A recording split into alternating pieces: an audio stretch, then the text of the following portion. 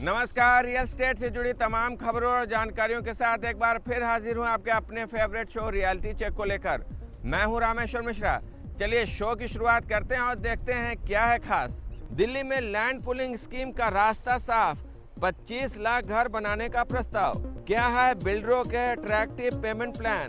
NH-24 के चौड़ीकरण का रास्ता हुआ साफ। नोएडा, दिल्ली और गाजियाबाद जाने वाले लोगों को मिलेगी बड़ी राहत। और देखेंगे आपके सवाल और उन पर हमारे एक्सपर्ट की राय।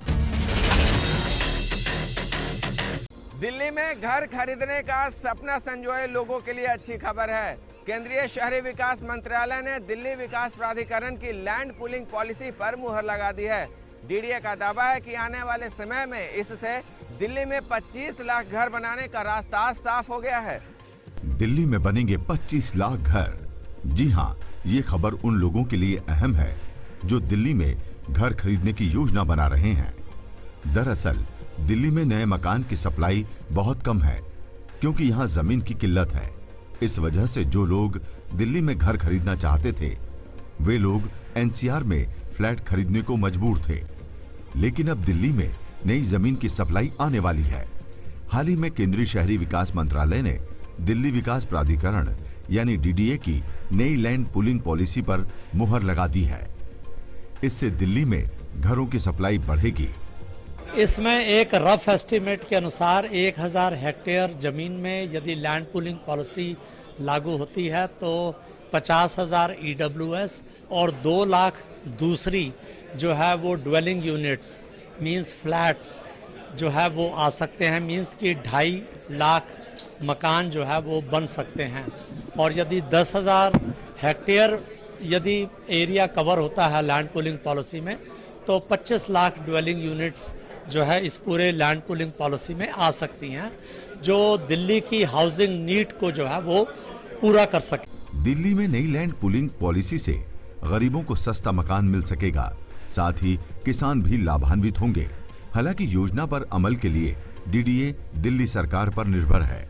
लैंड पूलिंग पॉलिसी पर शहरी विकास मंत्रालय की मुहर नई लैंड पूलिंग पॉलिसी के लागू होने पर 1 हेक्टेयर जमीन में करीब 2.5 लाख फ्लैट बनेंगे।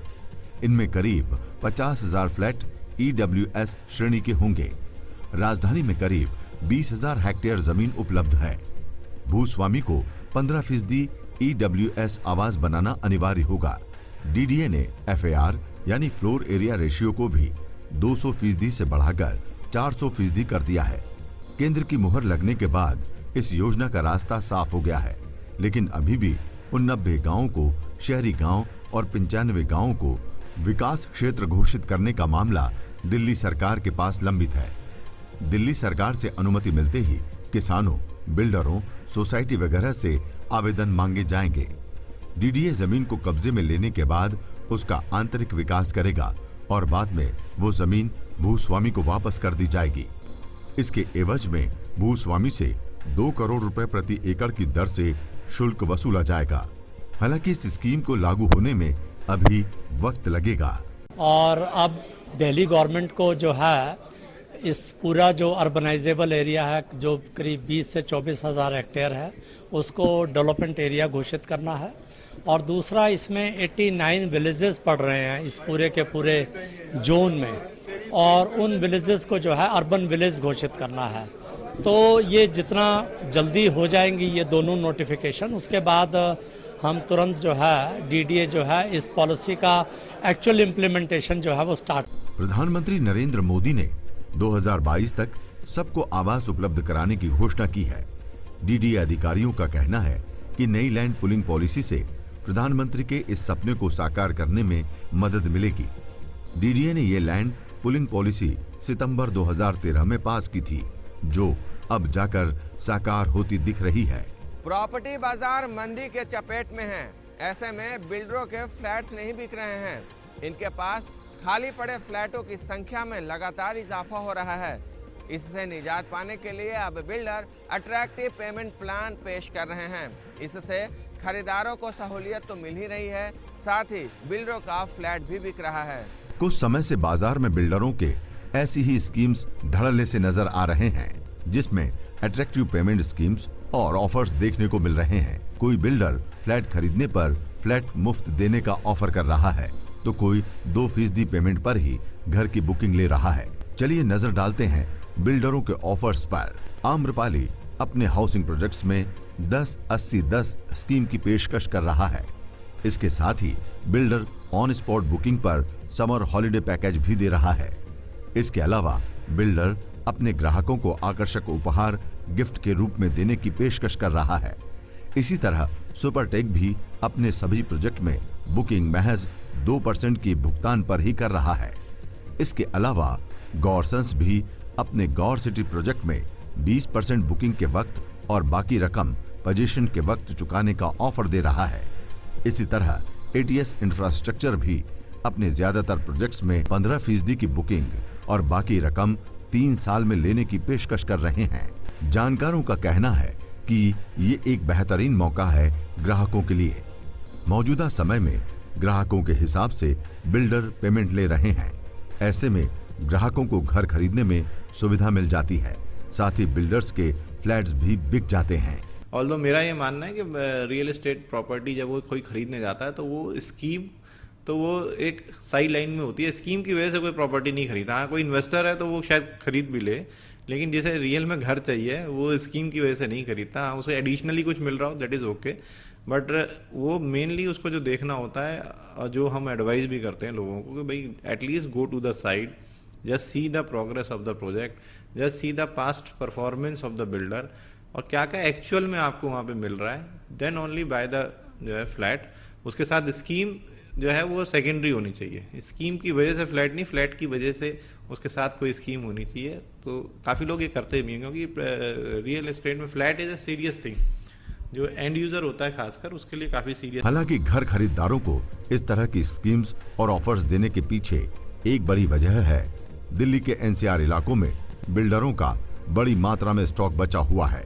इनके फ्लैट्स बमुश्किल बिक रहे हैं। एक अनुमान के मुताबिक नोएडा, ग्रेटर नोएडा, गाजियाबाद, फरीदाबाद, गुड़गांव समेत कई इलाकों में बिल्डरों के 1 लाख फ्लैट से ज्यादा खरीदारों का इंतजार कर रहे हैं। बिल्डरों को उम्मीद है कि इस तरह की स्कीम की पेशकश से बाजार और ग्राहक दोनों को सेंटिमेंट्स में सुधार देखने को मिलेगा। अभी वक्त है एक छोटे से ब्रेक का। ब्रेक के बाद बहुत कुछ है खास, अब बने रहिए हमारे साथ।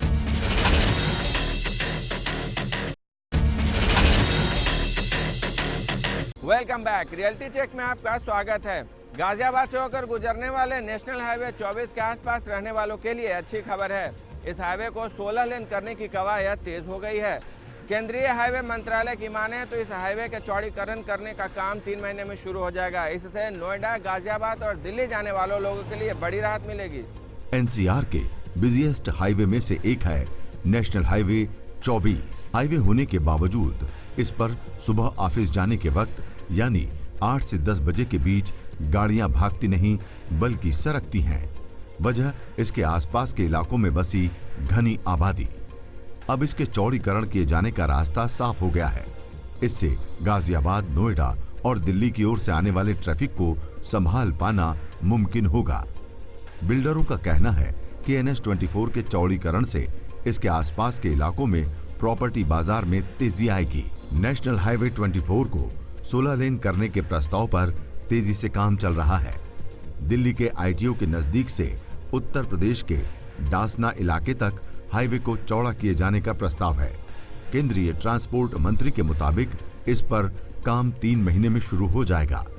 इस हाईवे की चौड़ीकरण की अनुमानित लागत 5000 करोड़ रुपए बताया जा रहा है। गाजियाबाद विकास प्राधिकरण यानी GDA ने NH-24 पर राइट टर्न लेने वाली गाड़ियों के लिए कई अंडरपास बनाने की योजना तैयार की है। वहीं डासना के बाद हापुड़ तक ये 6 लेन का रहेगा। ITO से डासना तक की दूरी करीब 25 किलोमीटर है। हाईवे चौड़ीकरण से नोएडा, गाजियाबाद और दिल्ली की ट्रैफिक को बहुत राहत मिलेगी। नए प्लान को अमली जामा पहनाने के लिए सर्वे शुरू कर दिया गया है। प्रॉपर्टी एक्सपर्ट्स का कहना है कि नेशनल हाईवे 24 को 16 लेन किए जाने के प्रस्ताव से इसके आसपास के इलाके में भी बायर्स की दिलचस्पी बढ़ेगी। गाजियाबाद की जहाँ तक बात करते हैं तो गाजियाबाद की कनेक्टिविटी दिल्ली के साथ बहुत अच्छी है, चाहे मेट्रो के साथ हो चाहे रोड के साथ हो, और जो फ्यूचर प्लानिंग और उसको इम्प्रूवमेंट करने की हो रही बहुत अच्छी है। जैसे कि आपका NH-24 की वाइडनिंग होने जा रही है, 40 लेन का एक्सप्रेसवे बनेगा जिससे गाजियाबाद आना जाना दिल्ली से बहुत आसान हो जाएगा। दूसरा जो मेट्रो गाजियाबाद से भी वैशाली तक आई हुई है, वो दूसरी लाइन एक दिलशाद गार्डन से गाजियाबाद नए बस अड्डे के लिए प्रपोज है, जो कि अप्रूव भी हो गई है और काम भी शुरू हो चुका है उसके ऊपर। तो उससे मतलब दिल्ली के और गाजियाबाद की जो कनेक्टिविटी है वो इतनी अच्छी हो जाएगी, इंफ्रास्ट्रक्चर पहले से ही स्ट्रांग है। यूपी गेट से डासना तक घनी आबादी वाले कई मुख्य इलाके आते हैं। इनमें इंदिरापुरम, क्रॉसिंग रिपब्लिक, लाल कुआं, मधुबन और बापू धाम जैसे इलाके मुख्य हैं। नेशनल हाईवे पर लगने वाले जाम की वजह से क्रॉसिंग रिपब्लिक की दूरी दिल्ली से आधे घंटे से अधिक की है, जो माना जा रहा है कि हाईवे के 16 लेन हो जाने से यही समय 10 मिनट में पूरा कर पाना मुमकिन होगा। चलिए वक्त है रियल एस्टेट से जुड़ी हलचल पर नजर डालने का रियलिटी न्यूज में।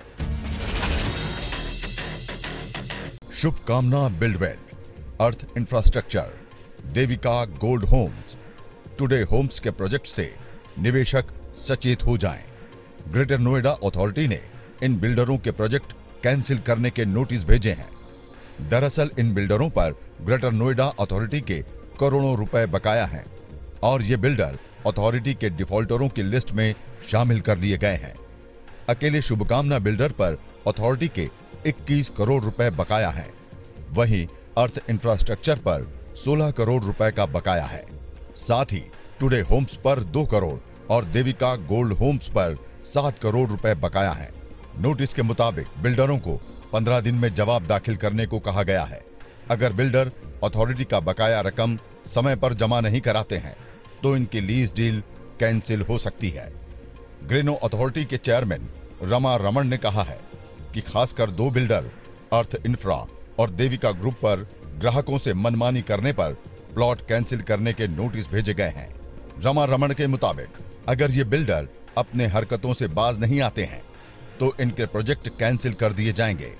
अर्थ ग्रुप के अर्थ टाउन और देविका ग्रुप के Devika gold homes greater Noida west में बन रहा है। इन बिल्डरों के प्रोजेक्ट पर काले बादल मंडरा रहे हैं। ऐसे में ग्राहकों को इन बिल्डरों से बचकर रहने की जरूरत है। रिजर्व बैंक ने नीतिगत ब्याज दर में 0.25% कटौती करने की घोषणा की है। इस ऐलान के बाद देश के बड़े बैंकों मसलन SBI, PNB, इलाहाबाद और पंजाब एंड सिंध बैंक ने भी ब्याज दर में कटौती की घोषणा की। इससे अब ये माना जा रहा है कि आने वाले समय में होम लोन सस्ते होंगे। इससे मौजूदा ग्राहकों के साथ साथ नए ग्राहकों की होम लोन EMI में कमी आएगी। रिजर्व बैंक ने रेपो दर में इस साल तीसरी बार कटौती की है। रेपो दर अब 7.25% पर आ गई है। यमुना प्राधिकरण के इलाके में अगर आप सरकारी योजना के तहत मकान लेने से चूक गए हैं तो आपके लिए एक और मौका हाथ लगने वाला है। यमुना अथॉरिटी इसी साल अगस्त महीने तक 7,000 मकान की नई स्कीम पेश करने की तैयारी में है। इसमें जो फ्लैट तैयार किए जाएंगे उनका आकार 40, 60 और 100 वर्ग मीटर होगा। इन फ्लैट्स की कीमत की बात करें तो 8 से 9 लाख रुपए, 15 से 17 लाख रुपए और 24 से 26 लाख रुपए निर्धारित की जा रही है। रायपुर विकास प्राधिकरण की कमल विहार योजना 4 में छत्तीसगढ़ हाउसिंग बोर्ड भी मकान बनाएगा। हाउसिंग बोर्ड ने इसके लिए RDA से जमीन मांगी है। हाउसिंग बोर्ड जल्द ही टेंडर जारी कर आवेदन मंगाएगा। हाउसिंग बोर्ड के मुताबिक मकान की कीमत करीब 6 से 9 लाख रुपए के बीच रखी जाएगी। फ्लैट सिस्टम के तहत बनाए जा रहे मकान को लेकर जल्द ही टेंडर जारी कर आवेदन मंगाए जाएंगे। हाउसिंग बोर्ड यहां पर आर्थिक रूप से कमजोर लोगों के लिए फ्लैट बना रहा है। कमल विहार में बोर्ड 5,000 से अधिक फ्लैट बनाने की तैयारी में है। अभी वक्त है एक छोटे से ब्रेक का। ब्रेक के बाद बहुत कुछ है खास, अब बने रहिए हमारे साथ।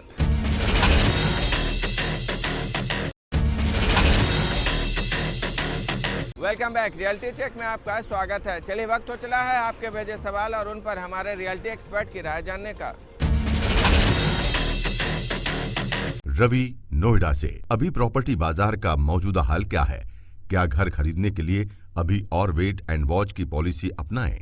देखिए, प्रॉपर्टी खरीदने का मैं हमेशा सोचती हूँ कि जब आपको ज़रूरत हो और अगर मार्केट बहुत ज़्यादा उछाल में नहीं है, that is a good time to buy. अभी 2 साल से, लगभग 2 साल से वैल्यूज़ उठे नहीं हैं, गिरे भी नहीं हैं, मगर जो वैल्यू था उसी लेवल पे मेंटेन हुआ है। उसका ये मतलब हुआ कि अगर 2 साल तक वैल्यूज़ रेगुलरली 8 से 10% जो नॉर्मल राइज होता है वो अगर नहीं हुआ है, you can consider that affordable segment. Having said that, अभी क्योंकि मार्केट में ज़्यादा खरीदारी नहीं हुई है, बहुत ज़्यादा निगोशिएशन हो रहा है। अगर आप घर खरीदना चाहते हैं, you are serious about buying a house, बहुत सारा प्रॉपर्टी है जो ready to move in stages पे है। उस प्रॉपर्टी में आप निगोशिएट करके बेस्ट रेट्स अगर निकाल सकें तो ज़रूर जाके खरीदें, क्योंकि this is the time when the values are the same. अब will the markets rise immediately? नहीं, मार्केट्स अभी इमीडिएटली राइज नहीं कर रहे हैं, मगर बहुत ज़्यादा खरीदार मार्केट में हैं और अभी आपको जितने ऑप्शंस मिल सकते हैं वो ऑप्शंस शायद 6 महीने के बाद आपको ना मिले। मगर कोई प्रिडिक्ट नहीं कर सकता है मार्केट सडनली कैसे उठेगा। होम लोन इंटरेस्ट रेट भी हल्का सा कम हुआ है, इसमें और गुंजाइश है और एक्सपेक्टेड है कि थोड़ा और ड्रॉप हो सकता है। नीलम, फरीदाबाद में 30-40 लाख रुपए के बीच फ्लैट खरीदना है, कहाँ खरीदें? Faridabad market is an affordable market. यहाँ पे आपको 30 से 40 लाख में कई ऑप्शंस मिल सकते हैं। नहर पार में अभी काफ़ी ऑप्शंस हैं, मगर ये ज़रूर देख लीजिएगा कि वहाँ पे लीगैलिटी प्रॉपर्टी की क्या है, और सेकंड थिंग ये है कि वहाँ पे वो प्रॉपर्टी आएगा कब। काफ़ी सारे प्रोजेक्ट्स काफ़ी टाइम से डिलेड हैं क्योंकि वहाँ पे और एक्सटर्नल फैक्टर्स नहीं है, जैसे इकोनॉमिक ड्राइवर्स हुआ, ये सब नहीं है, इसीलिए वहाँ का मार्केट काफ़ी स्लो है। अगर आप घर खरीद रहे हो, वहाँ पे लोकेशन ज़रूर चेक कर लीजिए, लिवेबल होना चाहिए। अगर आप अपने खरीदारी के लिए देख रहे हो तो लिवेबल ज़रूर होना चाहिए, और अगर आप इन्वेस्टमेंट के तौर पे देख रहे हैं, काफ़ी लॉन्ग टर्म इन्वेस्टमेंट होगा, क्योंकि अभी वैल्यूज़ काफ़ी टाइम से वहाँ उठा नहीं है। महेश, ग्रेटर नोएडा से। नोएडा और ग्रेटर नोएडा में नया मेट्रो रूट आने से प्रॉपर्टी बाजार में कितना उछाल आएगा? क्या मेट्रो रूट के पास प्रॉपर्टी में निवेश करना फायदेमंद है? नोएडा, ग्रेटर नोएडा में जो मेट्रो का डीपीआर बना है, इससे कंज्यूमर को आप यही चाहते हैं कि कंज्यूमर को एंड में फ़ायदा हो। अभी वो बहुत अर्ली स्टेजेस में है। डीपीआर के बाद वो टेंडर निकलेगा, शॉर्टलिस्ट होगा, और ये मान के चलिए कि कम से कम 4 से 5 साल तक उस डायरेक्शन में काफ़ी कंस्ट्रक्शन एक्टिविटी रहेगी, और उसके बाद जाके कंज्यूमर को डायरेक्ट बेनिफिट होगा। ये भी देख लीजिए कि काफ़ी डेवलपर्स, क्योंकि उनको पता था मेट्रो अलाइनमेंट किस तरफ हो रहा है, अपना लेवरेज्ड वैल्यू उसमें ऐड कर चुके हैं कि यहाँ पे मेट्रो होगा, इसीलिए यहाँ का वैल्यू ये होना चाहिए। तो इमीडिएट बेसिस पे कंज्यूमर को डायरेक्टली फ़ायदा होगा, मुझे ये नहीं लगता। एक और चीज़ नोएडा, ग्रेटर नोएडा मार्केट में ये देखना चाहिए कि वहाँ पे बहुत सारा रेडी बिल्ट स्टॉक आ रहा है, जो 3-4 साल पहले लॉन्च हुआ था, अब कंप्लीशन या पोजेशन के स्टेजेस पे आ रहा है। जहाँ पे ज़्यादा स्टॉक होता है वहाँ पे वैल्यूज़ बहुत जल्दी उठते नहीं हैं, क्योंकि स्टॉक की वजह से कंज्यूमर को बहुत चॉइसेस रहते हैं। तो मेट्रो का इम्पैक्ट जो आपको दिखेगा वो कम से कम 5 साल के बाद दिखेगा। पूनम शर्मा, दिल्ली। यमुना एक्सप्रेसवे के आसपास घरों में किस तरह के विकल्प मौजूद हैं? यमुना एक्सप्रेसवे में अभी आपके पास काफ़ी सारे ऑप्शंस हैं। 1, 2, 3, 4 BHK सब वहाँ मौजूद है। वहाँ प्लॉट्स भी है। 1 BHK आपको 12 से 18 लाख में मिल जाएगा। 2 BHK लगभग 40 लाख तक मिलेगा। 3 BHK आपको 30 से लेके 60 लाख के रेंज में मिल सकता है। और प्लॉट्स भी आपको काफ़ी रेंजेस में मिल सकते हैं। बट अब ये देख के चलिए कि यमुना एक्सप्रेसवे 10 साल से पहले उठेगा नहीं, क्योंकि वहाँ पे जो रेजिडेंशियल सेगमेंट है वो मेन एक्सप्रेसवे से काफ़ी दूर आ रहा है। वहाँ जब तक कनेक्टिविटी नहीं आती, सेफ्टी का बंदोबस्त नहीं होता, पुलिसिंग, स्ट्रीट लाइटिंग वगैरह नहीं होती, वहाँ पे एक लॉन्ग टर्म निवेशक ही जा सकता है। शॉर्ट टर्म में Yamuna expressway is not your option. Ankit Rao, Ghaziabad. बिल्डरों के सबमेंशन स्कीम के जरिए मकान खरीदना फायदेमंद है या फिर ये एक छलावा है? अगर आप डेवलपर सही चुने, अगर आप प्रोजेक्ट सही चुने तो ये प्लान्स अट्रैक्टिव हैं। मगर इसमें एक कैच है, अगर आपने 10% दे दिया और आप बैठे रहे कि अब जब पोजेशन होगा तब मैं बाकी पैसे दूंगा, तो ये होता है कि आपके पास even if the project is delayed, आपका वही 10% का लॉस होगा, ज़्यादा नहीं, और वो भी लॉस नहीं है, डिले होगा। बट अगर आप सही निवेशक हैं और आप मल्टी प्रोडक्ट्स लेवरेज कर सकें, आप ये मान के चलिए कि आज से मुझे पूरा पैसा देना है, EMI देना है।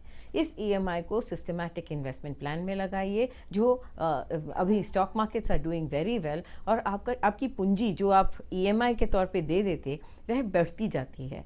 जब तक आपका प्रोजेक्ट कंप्लीट होगा वो पूंजी काफ़ी बढ़ेगी और आप अपना प्रिंसिपल कम करके कम लोन ले सकते हैं। This is a very sensible way of investing, and because आपके पास 2-3-4 साल है जब तक प्रोजेक्ट कंप्लीट नहीं होता, उस टाइम जब आप पोजेशन लेने जाएंगे आप फ़ायदे में रहेंगे अगर आप एक डिसिप्लिन्ड इन्वेस्टर हो तो।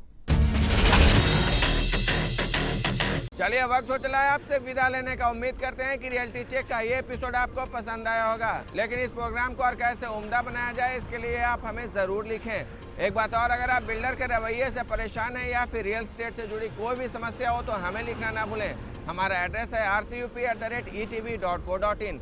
आप हमारे साथ फेसबुक पर भी जुड़ सकते हैं। तो चलिए दीजिए रियलिटी चेक की टीम को इजाज़त, अगले हफ्ते हम फिर मिलेंगे कुछ नई जानकारियों के साथ। तब तक के लिए नमस्कार।